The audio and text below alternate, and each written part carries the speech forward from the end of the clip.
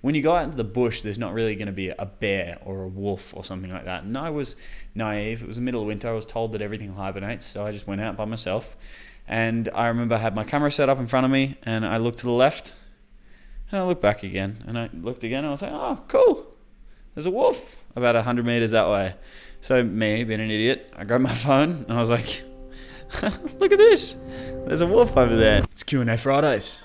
Welcome back. If you guys want to feature on the next one, if you want to ask any questions, or if you just want to get to know me a little bit better, head over my Instagram at Tom Noske. I usually drop a little bit of a Q&A tab about 2 or 3 days before I film these. It's just an opportunity for you guys to get to know me a little bit better, ask me some questions relating to life, photography, videography, freelancing, and yeah, I really enjoy them because it means I get to directly answer the things that you guys are asking the most. So we're going to jump straight into it. Funtsock_dorgy_. Try and pronounce it better yourselves. What is your favorite challenge whilst editing a photo? I really like this question. I really like this question a lot. I think my favorite challenge is probably, I was speaking to one of my friends on Instagram DMs earlier today, and I said that editing a photo is kind of like figuring out a maths equation. It's like I have the thought in my mind, like I have the idea and I have everything that I want to create, but I have to then go and figure out how to do it. It's like in my latest edit that you guys would have seen earlier this week, depending on when this video comes out, is the edit with the shark. Now I was really struggling to figure out how to blend the shark properly into the photo. So that for me was a process of a couple days where I had to go back and forth, trying to figure out how to do it. And in the end, I actually used a whole bunch of different techniques to try and bring it closer to looking real. So that's probably my favorite part, is the challenge of trying to figure out how to achieve something that's manifesting in my own mind. From Miles.Berlin, can you make a review about shots from the community? Yes, 100% I will be doing a video about that. I think, you know what? You guys can be the first to see it. If you guys want to see me review your Instagrams, your photos, your videos, anything like that, drop it in the comments below. Drop your Instagram handle, drop your YouTube channel. You can link it. I don't mind. This is the one time that you guys can go ahead and plug yourselves in the comments, and I'll go ahead and check them out. And I'll also be dropping something on my Instagram. So if you guys aren't following me on Instagram at Tom Noske, I'll probably put on there when I'm going to be doing like a Instagram review or something like that. But yes, Miles, I will 100% be doing something like this in the future. What's an affordable film drone for people who have a budget under $800? $800 is a perfect budget for a drone because you really don't need much more than that. I would say the Mavic Air is probably a fantastic option for those of you that want to get into doing drone videography. It's actually better in my opinion than the Mavic Pro. The Mavic Pro is their camera and the settings and everything that goes into after taking the footage is very outdated and not that great. So I would recommend the Mavic Air as far as an option for someone with less than $800. I'm not actually sure how much that goes for, but I might chuck a link down in the description, and I'll find it after I finish editing this video that you guys can go to and purchase it if you want. I think from memory they're around about $800 Australian. So yeah, I'll put something down below that you guys can go and check out. From the Mike Jeffrey, do you prefer shooting portraits in natural light or artificial light, and why? I don't know, it depends. It depends on the occasion. Something like this here, I really like shooting, but that's not really, they're neon signs, so it's not unnatural light. Like I'm not scripting or I'm not organizing or planning the light in a specific way.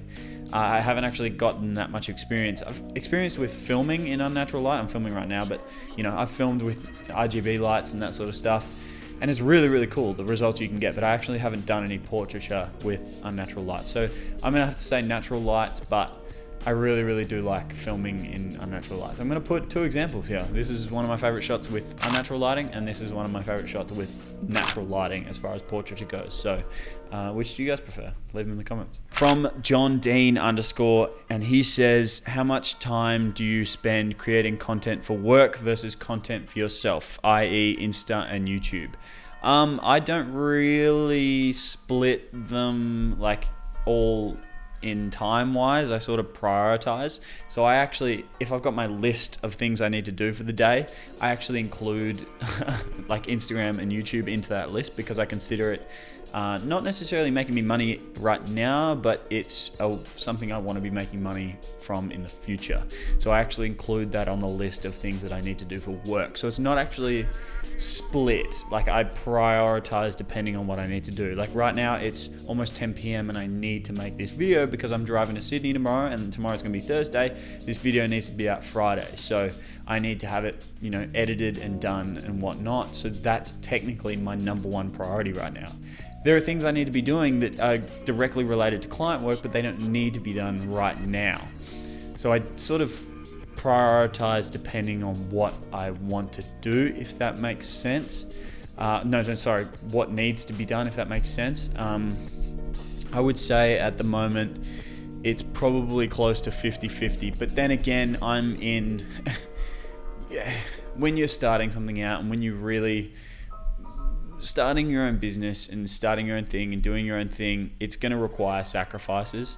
Like, it really, really is. That's probably the number one thing that I would tell someone who's about to go and start is it's going to require sacrifices. And for me, that sacrifice is 7 days a week. At the moment, it's 7 days a week for me, and that's just the reality of the situation. I don't get to go away that much. I don't get to spend many nights watching Netflix or many nights watching movies or anything like that. I try to put the computer down or close my laptop at 10 p.m.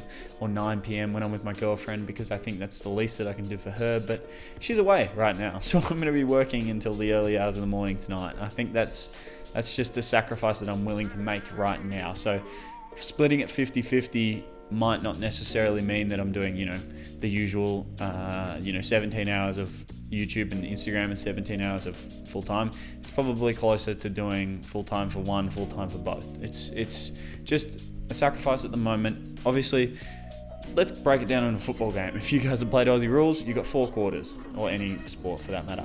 I'm in the first quarter right now. I need to put in the groundwork, I need to build the foundation, and I need to work really hard in the beginning, because that's part of it. That's what you need to do. There's no shortcuts in this game, and I think that's the main thing that you can take away from this question is I'm putting in the groundwork at the moment. So I'm spending a fuckload of hours on both. That's pretty much it. Have you ever been traveling overseas and got confronted with a scary situation? Yes, I have. I was in Canada when I was living in Canada, and I went out for sunrise in the woods, heading to this view of like a reflection and the Three Sisters, which is in Canmore. And me being a naive Australian, it seems scary here, but we don't really have that many predators here. Like, we don't have wolves and bears and that sort of stuff that can eat you on land. We've got lots of poisonous things. We've got snakes and spiders and that sort of stuff. But when you go out into the bush, there's not really going to be a bear or a wolf or something like that. And I was naive. It was the middle of winter. I was told that everything hibernates. So I just went out by myself. And I remember I had my camera set up in front of me, and I looked to the left. And I looked back again, and I looked again, and I was like, oh, cool. There's a wolf about 100 meters that way. So me, being an idiot, I grabbed my phone, and I was like, look at this. There's a wolf over there, and filmed it and sent it to my mum and put it on my Instagram story, not thinking anything of it. And I got back and finally had reception again. And I had about 50 missed calls from my mum from her screaming at me, telling me that was a wolf and I needed to get out of there. Thankfully, he wasn't hungry, and thankfully he didn't have friends. So I got very lucky that day. In hindsight, I got very, very, very lucky that day. So yeah, don't go out in the woods in Canada by yourself, because that's not a very good idea. I think I'm going to leave it there. This has been fun. It's always fun chatting to you guys.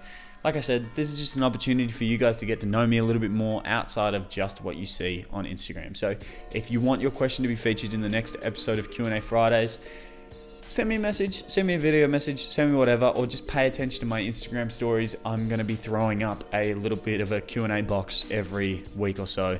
And if I didn't answer your questions that you guys asked on Instagram, don't worry, I'm backtracking them and I'm keeping all the best ones that I'm going to be answering. I just try to keep these videos short, snappy, and to the point, because I know that you guys like to keep it that way, and I have a tendency to talk too much. So we're going to keep it short today. So I would really appreciate it if you could hit the subscribe button and hit the like button. But as always, it's entirely up to you guys, and I'll see you guys in the next one.